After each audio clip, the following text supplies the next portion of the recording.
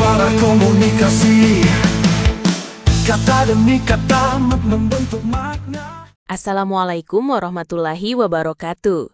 Senang sekali bisa bertemu dengan Anda. Semoga Anda selalu sehat dan bahagia. Amin. Masih bersama kami di channel Ensiklopedia Komunikasi. Channel yang diproduksi oleh Strategic Communication Center atau SCC, Fakultas Ilmu Komunikasi, Universitas Islam Bandung. Seperti biasa, kami akan hadirkan informasi seputar komunikasi, baik yang berhubungan dengan teori komunikasi, penelitian, dan aplikasinya dalam kehidupan sehari-hari. Selamat mengikuti, semoga bermanfaat. Terima kasih atas partisipasi Anda. Wassalamualaikum warahmatullahi wabarakatuh. Inilah teori tentang komputer yang jadi aktor sosial. Halo semuanya, selamat datang di channel @ensiklopedia komunikasi. Pernahkah Anda merasa bersalah saat memarahi asisten virtual seperti Siri atau Google Assistant? Atau mungkin Anda merasa lebih nyaman berbicara dengan chatbot yang memiliki persona ramah? Jika ya, Anda mungkin secara tidak sadar telah mengalami fenomena yang disebut KASA. Computers are social actors, atau komputer adalah aktor sosial. Hari ini, kita akan menyelami salah satu teori paling menarik dalam komunikasi manusia-komputer yang mengubah cara kita memahami interaksi dengan teknologi. KASA atau Computers are Social Actors adalah teori yang dikembangkan oleh Clifford Ness dan Byron Reeves di Stanford University pada tahun 1990-an. Premis utamanya sangat sederhana namun revolusioner, yakni manusia memperlakukan komputer, media, dan teknologi interaktif lainnya seolah-olah mereka adalah aktor sosial. Hal ini bukan berarti kita benar-benar percaya komputer itu hidup atau punya perasaan. Sebaliknya, otak kita dirancang untuk merespons isyarat-isyarat sosial secara otomatis dan seringkali tanpa sadar. Bahkan ketika isyarat itu datang dari mesin, kita memproyeksikan aturan-aturan sosial yang kita gunakan untuk berinteraksi dengan manusia ke dalam interaksi kita dengan teknologi. Mengapa komputer adalah aktor sosial? Nah, pertanyaan kuncinya adalah mengapa otak kita melakukan ini?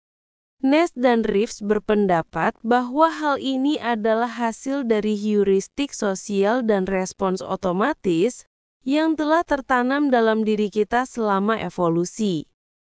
Sepanjang sejarah evolusi, satu-satunya aktor yang kita interaksikan adalah manusia lain. Oleh karena itu, otak kita mengembangkan mekanisme cepat untuk mengidentifikasi dan merespons isyarat sosial berupa suara, wajah, bahasa, bahkan isyarat nonverbal sederhana. Ketika teknologi mulai menampilkan isyarat-isyarat ini, misalnya suara sintetik, teks yang mirip percakapan, atau bahkan format antarmuka yang meminta kita mengisi data, otak kita secara otomatis mengaktifkan skema respons sosial yang sama. Hal ini didukung oleh berbagai studi. Misalnya dalam sebuah eksperimen klasik, partisipan diminta untuk melakukan tugas di komputer, lalu diminta menilai komputer itu. Ketika mereka diminta memberikan penilaian menggunakan komputer yang sama, mereka cenderung lebih positif dibandingkan jika diminta menilai dari komputer lain. Ini adalah prinsip kesopanan atau politeness principle yang kita terapkan dalam interaksi antar manusia. Kita tidak ingin mengecewakan atau menyinggung pihak yang baru saja berinteraksi dengan kita. Studi lain menunjukkan bahwa orang akan secara otomatis menganggap komputer yang menggunakan kata sapaan feminin atau maskulin, misalnya, "Hai kamu cantik," memiliki karakteristik gender yang sesuai, dan cenderung menilai mereka berdasarkan stereotip gender. Ini menunjukkan betapa kuatnya pengaruh isyarat sosial yang halus sekalipun. Relevansi kasa dalam berbagai bidang komunikasi. Pemahaman kasa ini memiliki relevansi yang sangat besar dalam berbagai bidang komunikasi di era digital, terutama dengan maraknya artificial intelligence dan interaksi manusia-mesin. A. Pemasaran dan periklanan. Dalam pemasaran, branding dapat membangun hubungan yang lebih kuat dengan konsumen melalui rancangan pengalaman digital yang memanfaatkan prinsip kasa. Misalnya, situs web atau aplikasi yang memberikan umpan balik personal dan empati dapat meningkatkan loyalitas pelanggan. Sebuah studi menemukan bahwa chatbot yang dirancang dengan persona yang hangat dan kompeten meningkatkan kepuasan pengguna dan niat beli. B. Public Relations atau PR. PR memanfaatkan kasa untuk membentuk citra publik melalui platform digital. Bagaimana sebuah perusahaan merespons di media sosial atau bagaimana asisten virtual perusahaan berinteraksi dapat mempengaruhi persepsi publik terhadap merek. Suatu respons otomatis yang dingin atau tidak peduli dapat merusak reputasi, sedangkan respons yang ramah dan membantu dapat membangun kepercayaan. C. Media sosial dan komunitas online. Pembawa acara, algoritma media sosial dan moderator otomatis seringkali disalahkan atau dipuji layaknya manusia. Pengguna cenderung bereaksi emosional terhadap keputusan algoritma seolah-olah itu adalah keputusan aktor sosial. Memahami kasa harus membantu platform merancang interaksi yang lebih etis dan transparan. D. Desain UI dan UX. Desainer UI dan UX secara aktif menerapkan kasa, misalnya animasi pada tombol, suara notifikasi, atau pesan kesalahan yang ramah dapat membuat pengguna merasa lebih nyaman dan termotivasi. Sebuah penelitian menunjukkan bahwa komputer yang memberikan pujian setelah pengguna menyelesaikan tugas membuat pengguna merasa lebih baik dan bekerja lebih efisien. Ini adalah contoh langsung kasa dalam aksi. E. Interaksi manusia AI, chatbot dan asisten virtual. Ini adalah area yang paling relevan saat ini. Chatbot, asisten suara seperti Alexa, Google Assistant, atau bahkan AI generatif seperti ChatGPT. Dirancang untuk berinteraksi sosial. Mereka menggunakan bahasa alami, merespons pertanyaan dan kadang-kadang bahkan membuat leluconan. Reaksi kita terhadap mereka mulai dari rasa frustasi hingga merasa terbantu adalah bukti kuat dari kasa. Studi kasus dan implikasi masa depan.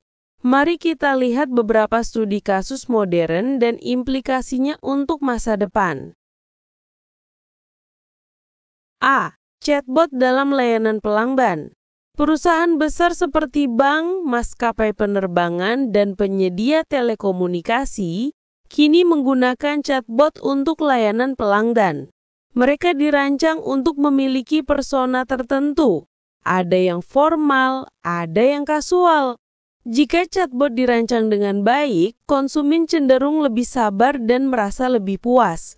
Jika tidak, frustrasi bisa meningkat karena kita berharap aktor sosial ini dapat memahami konteks dan nuansa, layaknya manusia. B. Asisten suara di rumah pintar.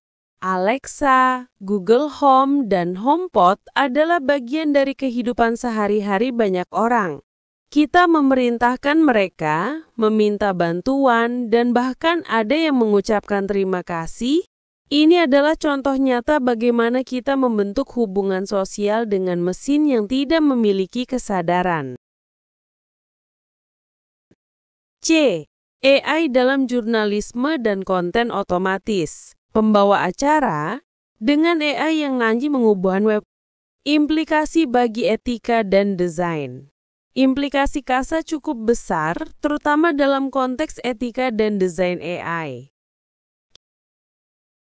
Kita perlu mempertimbangkan A. Desain etis. Bagaimana kita bisa merancang AI agar isyarat sosialnya tidak manipulatif atau menipu? B. Transparansi. Seberapa transparan seharusnya kita tentang status non-manusia dari AI yang berinteraksi sosial? C. Tanggung jawab. Siapa yang bertanggung jawab ketika AI yang dirancang untuk bertindak secara sosial membuat kesalahan atau menyebabkan kerugian? Seiring berkembangnya AI, garis antara interaksi manusia dan mesin akan semakin mengabur. Memahami KASA tidak hanya membantu kita mendesain teknologi yang lebih baik, tetapi juga membantu kita memahami diri kita sendiri, bagaimana kita merespons dunia di sekitar kita, bahkan dunia yang kita ciptakan. Semoga penjelasan ini memberikan Anda wawasan baru tentang betapa relevannya teori KASA dalam komunikasi modern. Jika Anda suka video ini, jangan lupa like, share, dan subscribe. Sampai jumpa di video selanjutnya.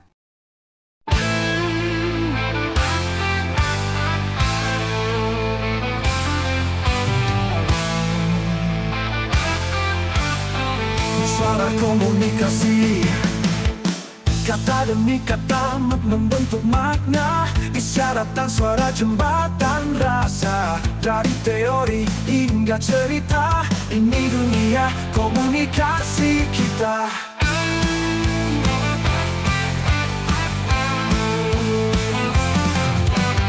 Selamat datang di ensiklopedia, tempat bicara jadi makna. Dari sains ke kehidupan nyata, komunikasi jantung semesta.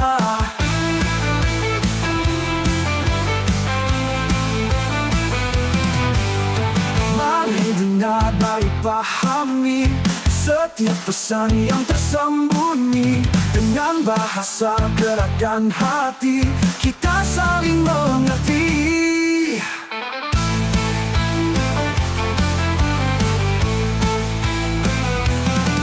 Ensiklopedia komunikasi, tempat ilmu dan inspirasi. Setiap klik jadi koneksi, bersama kita berbagi arti. Selamat datang di ensiklopedia, tempat bicara jadi makna. Dari sains ke kehidupan nyata, komunikasi jantung semesta.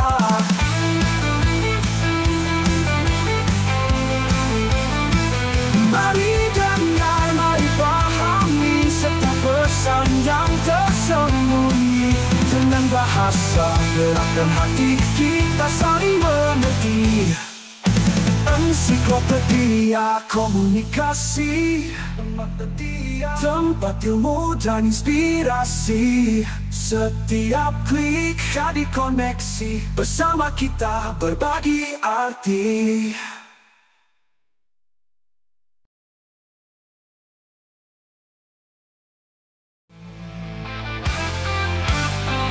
Suara komunikasi, kata demi kata membentuk makna.